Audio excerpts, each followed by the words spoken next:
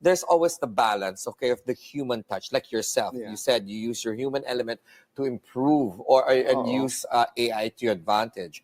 What about Yes. in your company, in your line of work? What's the percentage between AI and the human element? Oh, the AI is really a small percentage right now.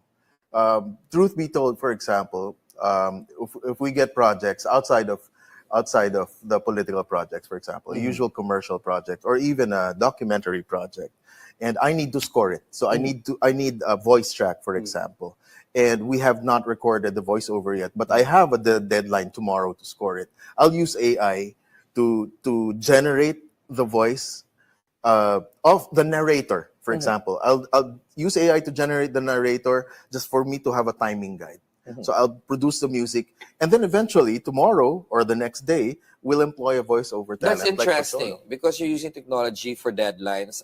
Before AI was around, how long would it take you to compose a jingle or commercial or?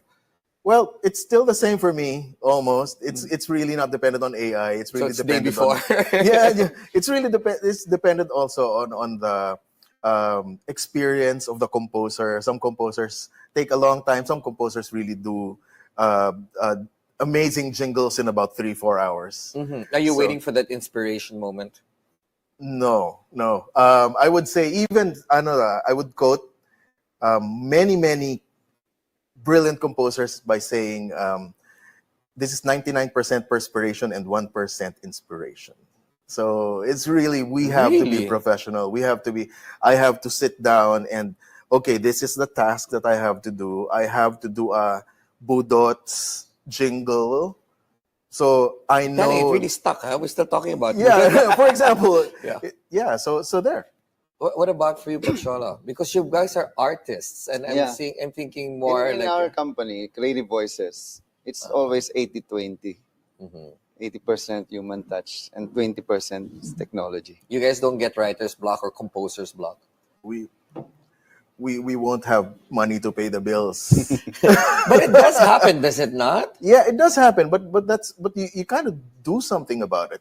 Because especially for example, if I have that kind of block in the middle of the day, I'd stop, listen to Spotify, or try to derive something to get my juices flowing. Do you, for example, do you have an archive of your work that you refer back to make sure you're not making the same material for clients? Well, to me, the archive is in my brain. I would say that I would actually kind of know if I'm copying myself already. And maybe it's also that the thing with creativity also is it's almost always original, and you're kind of conscious of which is a human factor.